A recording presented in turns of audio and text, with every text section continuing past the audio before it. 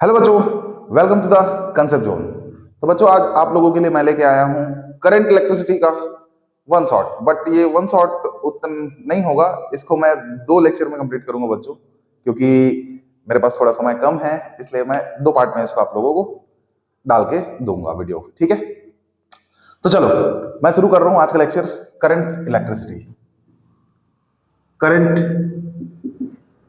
Electricity.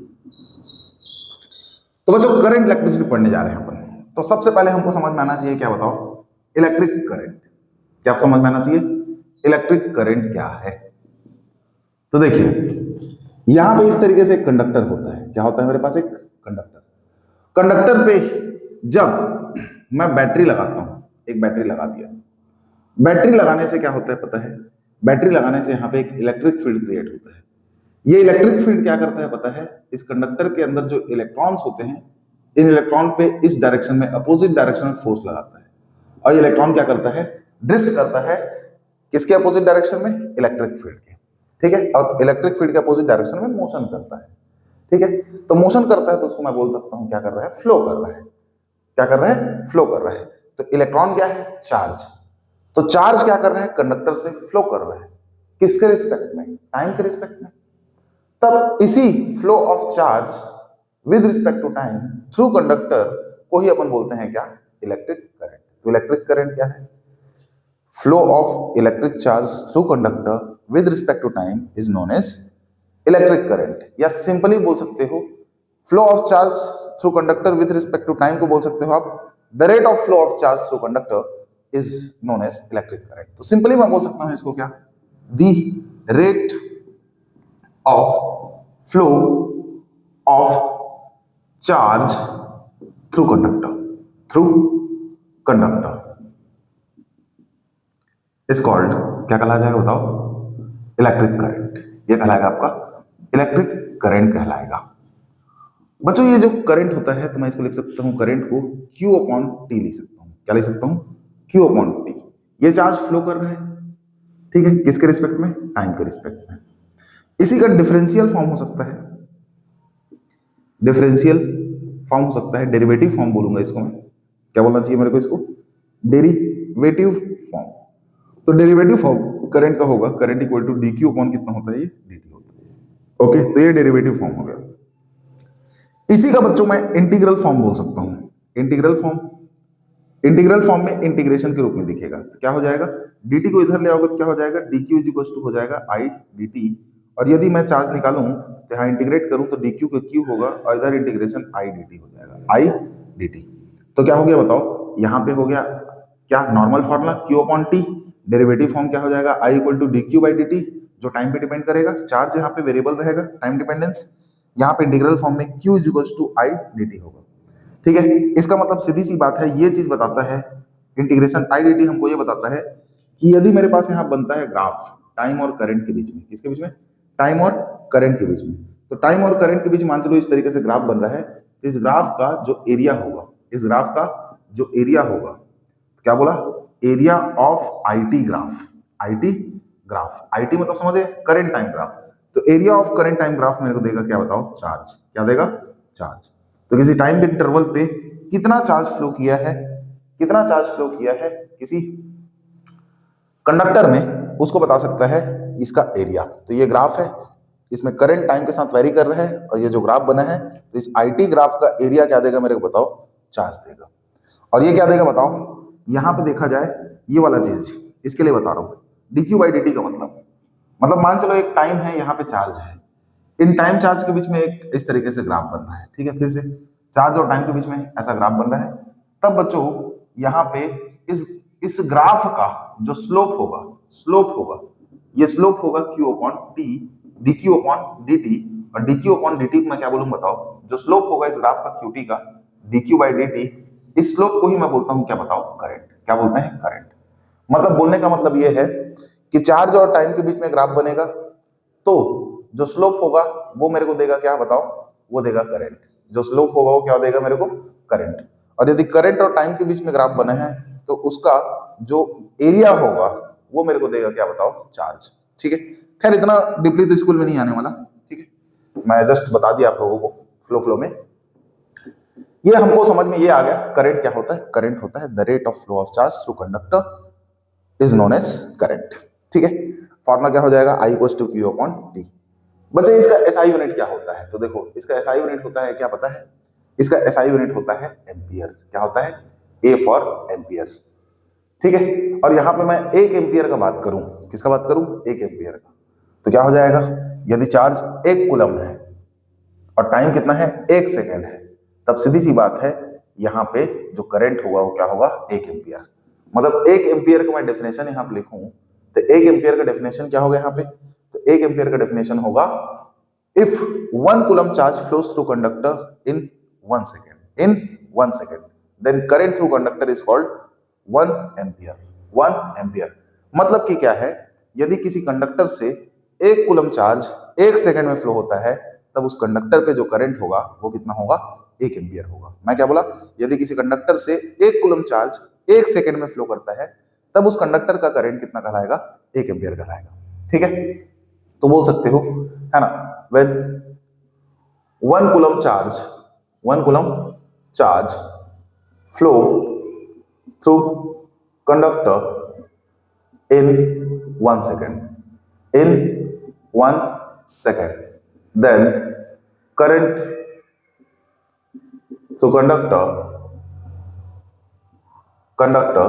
is called, क्या कहलाएगा बच्चा, 1 एम्पियर। क्या कहलाएगा, 1 एम्पियर।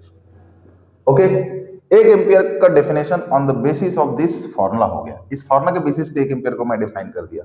ठीक है, ओके। अब बच्चा करंट जो होता है, इलेक्ट्रिक करंट जो होता है एक स्केलर क्वांटिटी होता है, इसके पास कोई डायरेक्शन होते हैं, इसके पास करंट के पास डायरेक्शन होता है। ठीक है, उसके बावजूद ये आपका स्केलर क्वांटिटी होता है। क्यों, क्योंकि इसके पास डायरेक्शन है, इसके पास मैग्नीट्यूड है, बट ये वेक्टर लॉ ऑफ एडिशन को ओबे नहीं करता। वेक्टर लॉ ऑफ एडिशन को जो ओबे करता है वही आपका वेक्टर होता है, जो ओबे नहीं करता है वो वेक्टर नहीं होता है। देखो आप लोग जानते हो वेक्टर किसको बोलते हैं, तो वेक्टर वो होता है जिसके पास डायरेक्शन भी होता है, जिसके पास मैग्नीट्यूड भी होता है, उसको वेक्टर बोलते हैं। तो बच्चों वेक्टर का ये अधूरा डेफिनेशन है। वेक्टर का पूरा डेफिनेशन क्या है कि वो फिजिकल क्वांटिटी जिनके पास डायरेक्शन हो, मैग्नीट्यूड हो और वो वेक्टर लॉ ऑफ एडिशन को फॉलो करता हो। यदि ये तीनों कंडीशन सेटिस्फाइड होता है तब जाके बच्चों को क्या होता है, आपका वेक्टर क्वांटिटी होता है। ठीक है, नहीं तो उसको अपन स्केलर बोलते हैं। एक जमाने में इसको टेंसर क्वांटिटी बोलते थे, खैर छोड़ो ये फालतू चीज है। ठीक है, मैं बोल रहा हूं क्या, या तो वेक्टर या तो स्केलर, मतलब इलेक्ट्रिक करंट क्या है बताओ, इज अ स्केलर क्वांटिटी बोल सकते हो। ठीक है, तो इलेक्ट्रिक करंट आपका स्केलर क्वांटिटी है, इसके पास कोई डायरेक्शन नहीं होता। अब बच्चों इलेक्ट्रिक करंट को मेजर करने वाला जो डिवाइस होता है, इलेक्ट्रिक करंट को मेजर करने वाला डिवाइस को मैं बोलता हूं, क्या पता है आपका, अमीटर। ठीक है, तो यहां पे electric current measured by device ammeter, मैं डिवाइस नहीं बोलूंगा, बाय अमीटर ऐसा बोल सकते हो। तो अमीटर एक ऐसा डिवाइस है जो क्या करता है, अपना इलेक्ट्रिक करंट को मेजर करता है। और इलेक्ट्रिक करंट को मेजर करने के लिए अमीटर को हम सर्किट में सीरीज में कनेक्ट करते हैं। मतलब बोल सकते हो टू मेजर करंट वी, है ना, we connect ammeter in series in a circuit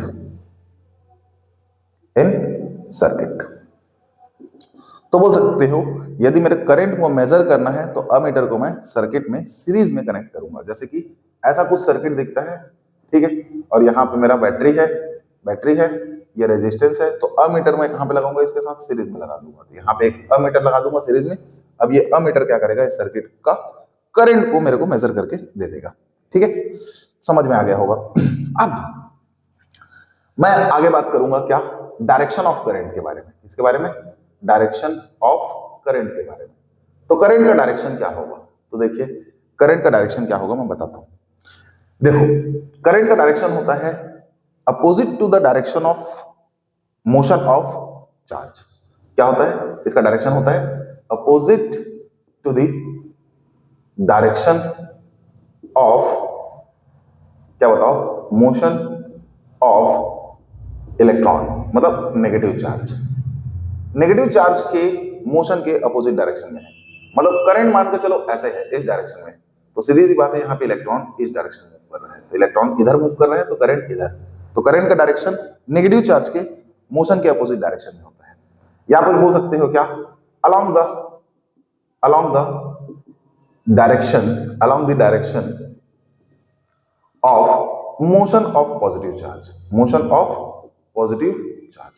positive charge जिस डायरेक्शन में मोशन करता है उस डायरेक्शन में करंट को डायरेक्शन लेते हैं अपन। ये मान चलो करंट का डायरेक्शन है, तो ये करंट डायरेक्शन ऐसा क्यों है, क्योंकि यहाँ पे जो पॉजिटिव चार्ज है ये पॉजिटिव चार्ज इसी डायरेक्शन में मूव कर रहा है, दोनों का डायरेक्शन सेम है। तो बच्चों ये कन्वेंशनल है, ये माना गया है, पूरा दुनिया मानता है बात को, तो हम लोग भी मान लेते हैं। चाहेंगे तो हम उल्टा भी ले सकते हैं कि करंट का डायरेक्शन इलेक्ट्रॉन के डायरेक्शन में है ऐसा, और पॉजिटिव चार्ज के अपोजिट डायरेक्शन में है करंट, हमारा मर्जी। लेकिन ऐसा करेंगे तो पूरा किताब से अपोजिट जाना पड़ेगा, जो भी किताब पढ़ेंगे, जो भी क्वेश्चन देखेंगे, हर एक चीज के अपोज चले जाएंगे।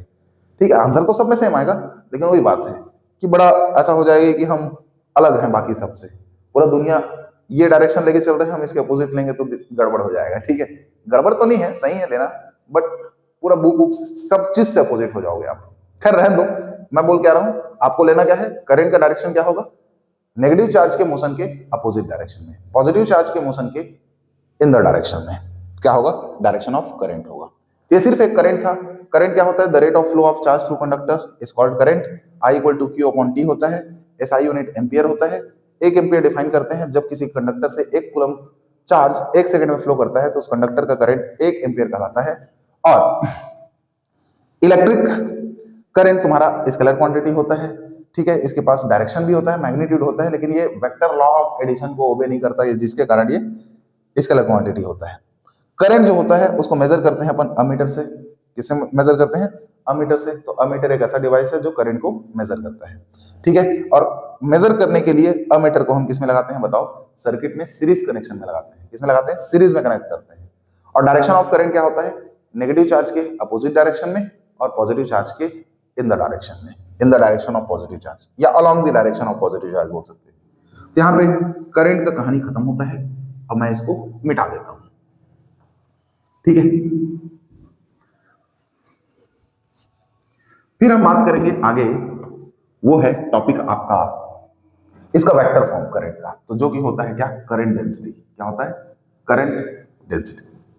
करंट डेंसिटी क्या होता है, तो किसी कंडक्टर में, ये कंडक्टर है मान के चलो, तो कंडक्टर का ये जो मुंह है इसको मैं बोलता हूं क्रॉस सेक्शन एरिया। क्या बोलता हूं बताओ, cross section area.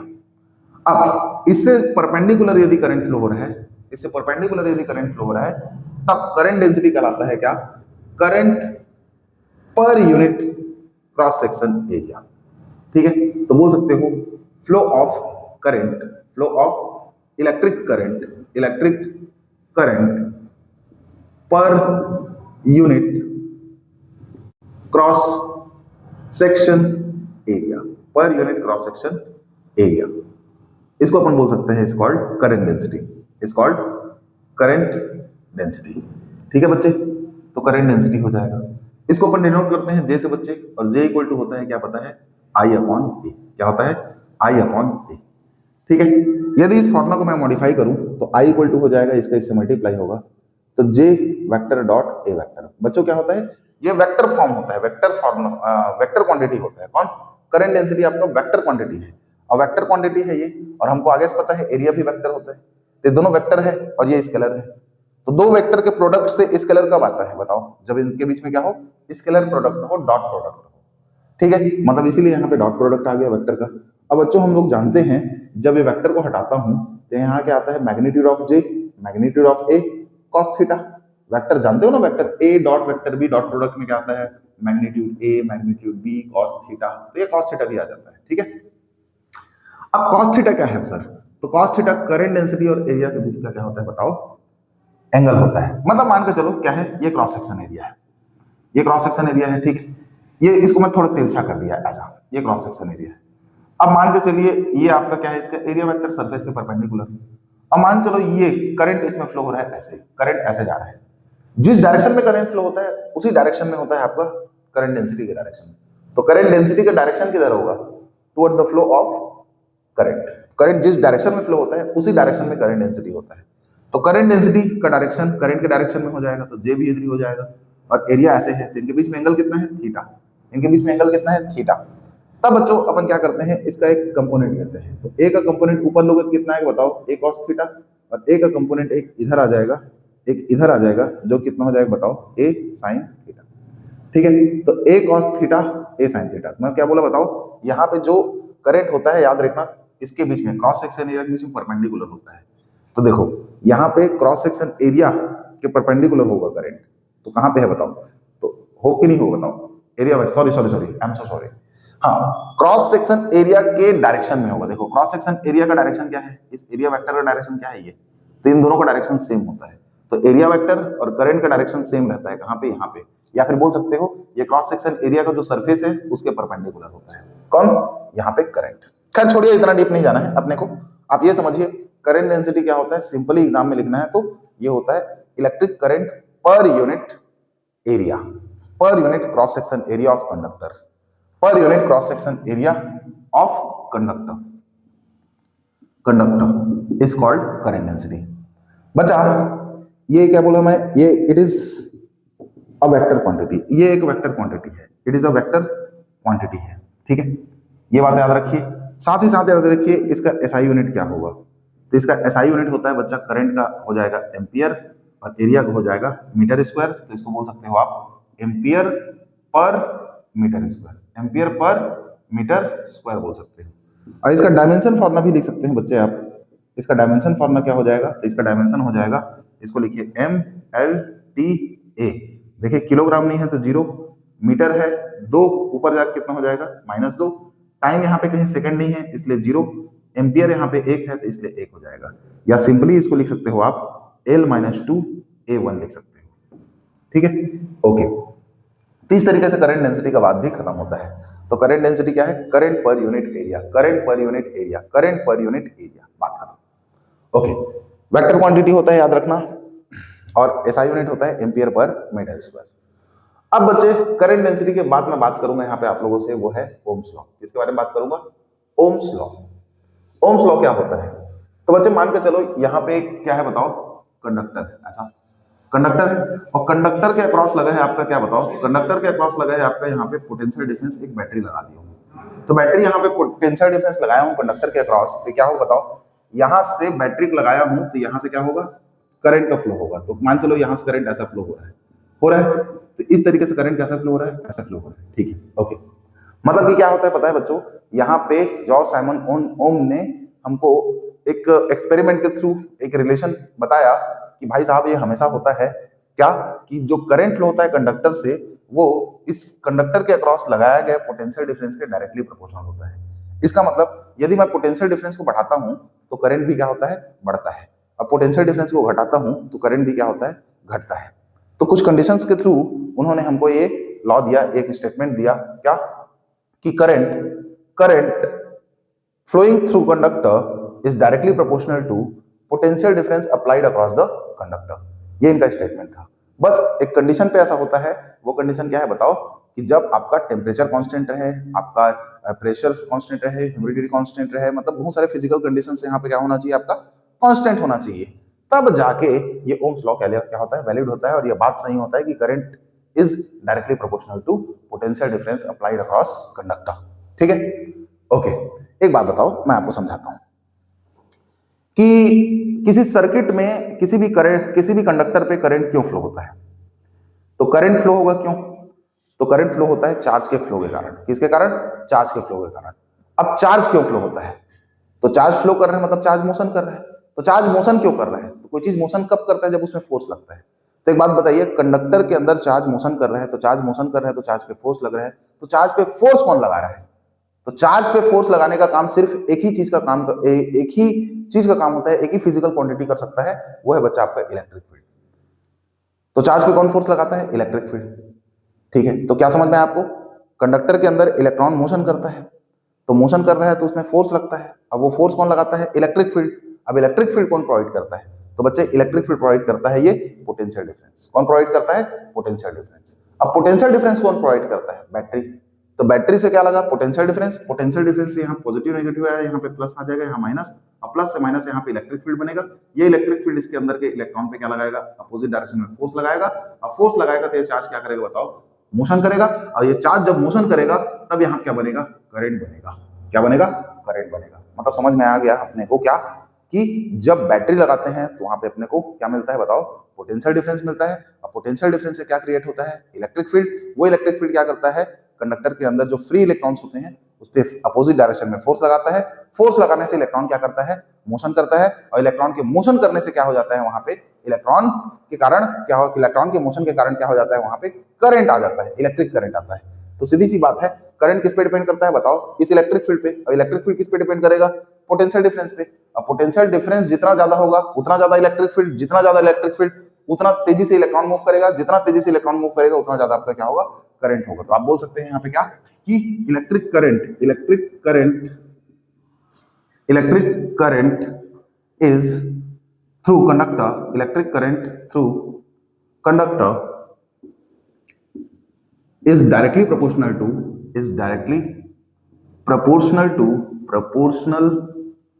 to potential difference applied across conductor provided that all physical conditions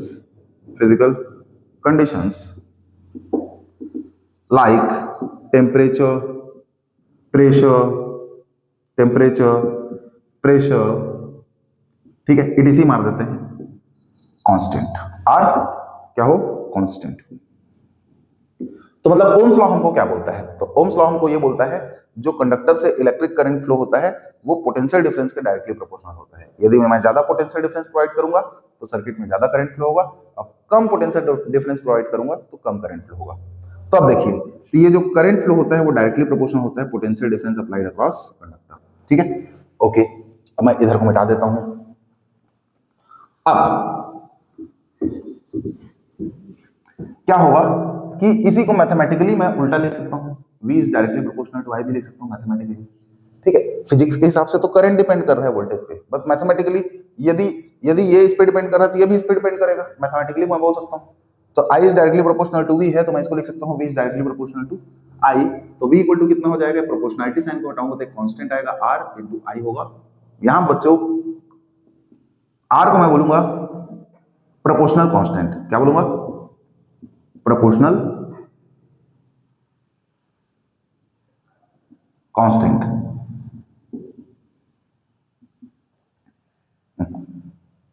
okay, और ये प्रोपोर्शनल कांस्टेंट को अपन बोलते हैं बच्चों क्या पता है, रेजिस्टेंस। क्या बोलते हैं, रेजिस्टेंस। प्रोपोर्शनल कांस्टेंट को बोला जाता है रेजिस्टेंस। ठीक है, मतलब कि क्या है, आई को इसके अपॉन लाओ तो V अपॉन क्या होगा बच्चा, आई इक्वल टू क्या होगा R, और ये क्या होगा कांस्टेंट। कब कांस्टेंट होगा, जब आपका टेम्परेचर, ऑल फिजिकल कंडीशंस क्या होंगे, आपका कांस्टेंट होगा। तो इसका मतलब वोल्टेज और करंट का रेशियो हमेशा क्या आएगा, कांस्टेंट आएगा, और उस कांस्टेंट क्वांटिटी को मैं बोलता हूं क्या बताओ, रेजिस्टेंस। अब यदि ऐसा होता है तो भैया ओम्स लॉ वैलिड होगा। क्या होगा, ओम्स लॉ क्या होगा, वैलिड होगा। और यदि ऐसा नहीं होता है, मान के चलो V अपॉन आई को मैं निकाला, R आया, और ये क्या हो गया, वेरिएबल। क्या हो गया, वेरिएबल। मतलब टेम्परेचर बदलते गया तो R का वैल्यू बदलते गया, V और I का रेशियो क्या हो गया, बदलते गया, वेरिएबल है। तब बच्चा इस कंडीशन में तुम्हारा ओम्स लॉ वैलिड नहीं होगा। ओम्स लॉ नॉट वैलिड बोल सकते हो। ठीक है, तो ओम्स लॉ वैलिड के लिए जरूरी क्या है, तो ओम्स लॉ वैलिड के लिए होना चाहिए V और I का रेशियो क्या होना जरूरी है बताओ, कांस्टेंट होना जरूरी है। अब यहां पे देखते जाइए क्या, कि मैं यहां पे इसको डिफाइन कर सकता हूं, किससे पता है, रेजिस्टेंस का डेफिनेशन को। किसको डिफाइन कर सकता हूं, रेजिस्टेंस के डेफिनेशन को डिफाइन कर सकता हूं। तो रेजिस्टेंस का डेफिनेशन क्या होता है, तो रेजिस्टेंस क्या होता है, देखो यहां पे रेजिस्टेंस का डेफिनेशन होगा potential difference applied across conductor और करंट फ्लोइंग थ्रू कंडक्टर का रेशियो कहलाता है। मतलब कि किसी कंडक्टर पे पोटेंशियल डिफरेंस लगाने के बाद करंट फ्लो होता है, तो पोटेंशियल डिफरेंस और करंट का रेशियो आप निकालेंगे तो आपको जो वैल्यू मिलेगा उसी वैल्यू को मैं बोलूंगा क्या, रेजिस्टेंस। तो रेजिस्टेंस क्या होता है, द रेशियो ऑफ, रेजिस्टेंस क्या होता है, the ratio of potential difference applied across conductor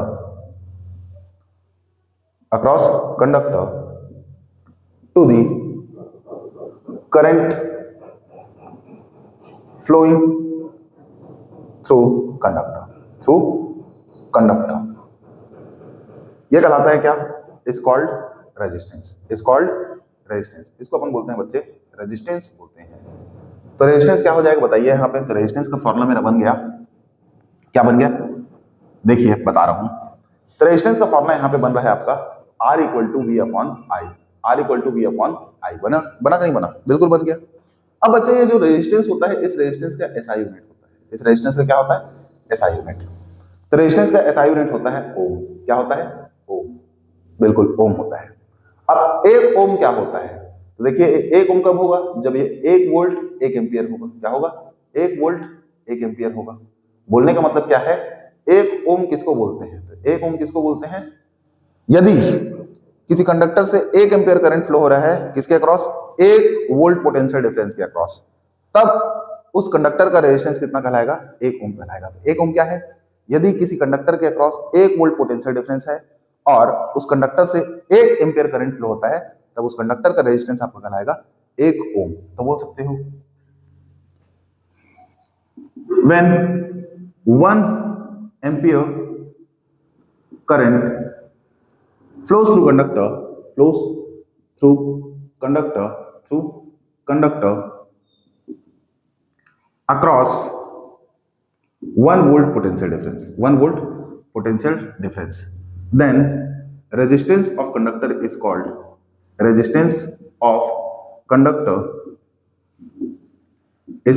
क्या कहलाएगा बच्चा? 1 ओम। इज कॉल्ड 1 ओम।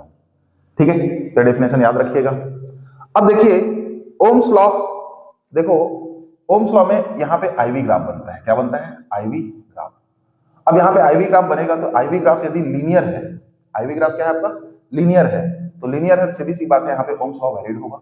अब मान चलो यहाँ पे IV ग्राफ बनता है, I और V के बीच में ग्राफ बनता है और ये IV ग्राफ आपका नॉन लीनियर है, ऐसा है, तो ओम्स लॉ वैलिड नहीं है।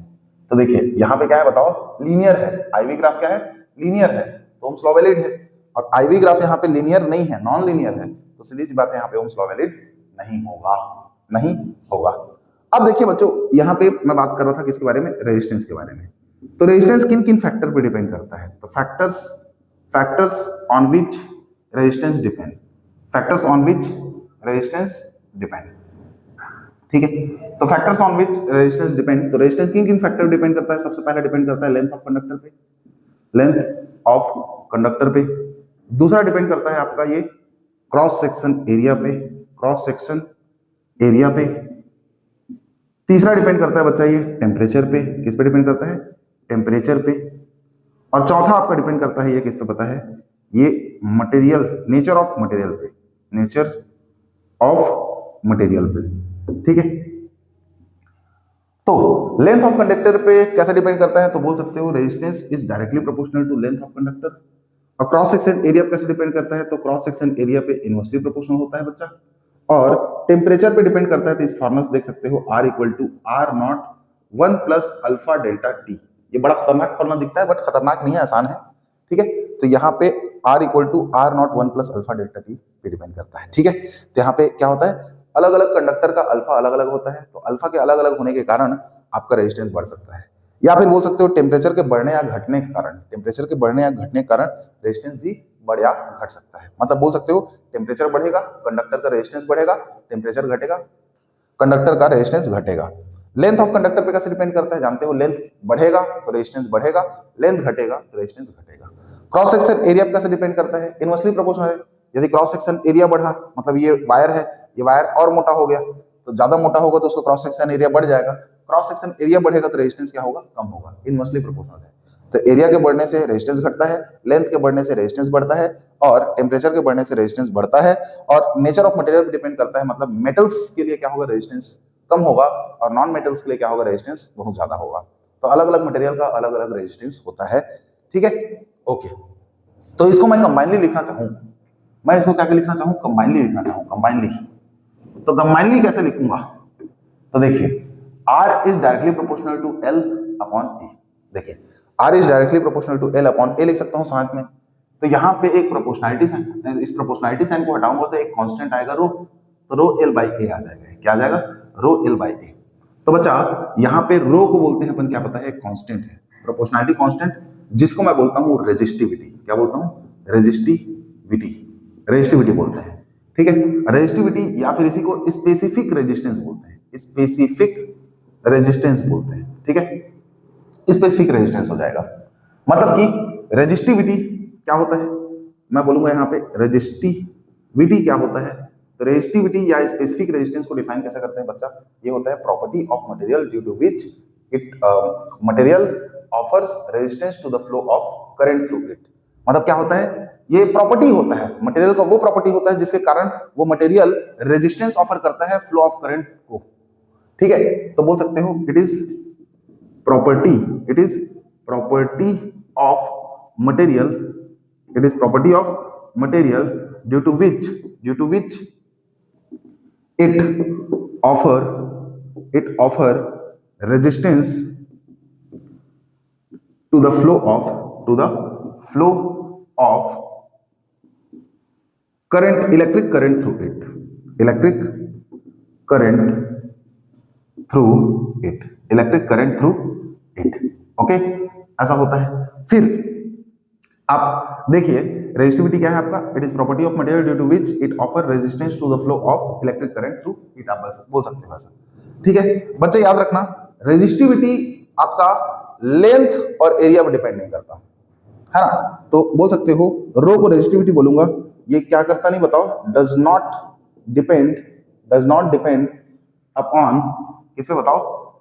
Length and area of conductor. मतलब लेंथ बढ़ाओगे चाहे घटाओगे रेजिस्टिविटी में कोई फर्क नहीं पड़ेगा, एरिया बढ़ाओगे चाहे घटाओगे रेजिस्टिविटी में कोई फर्क नहीं पड़ेगा। वैसे ही आपका ये डिपेंड करता है, depends only upon temperature and nature of material,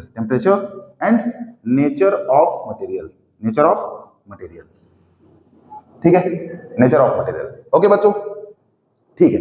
तो बच्चों मेरे पास समय की कमी थी, इस नाम से मैं अब लेक्चर को बंद कर रहा हूं। नेक्स्ट लेक्चर में इसके आगे का लेक्चर को कंप्लीट करूंगा, तो मिलते हैं नेक्स्ट लेक्चर में, ठीक है।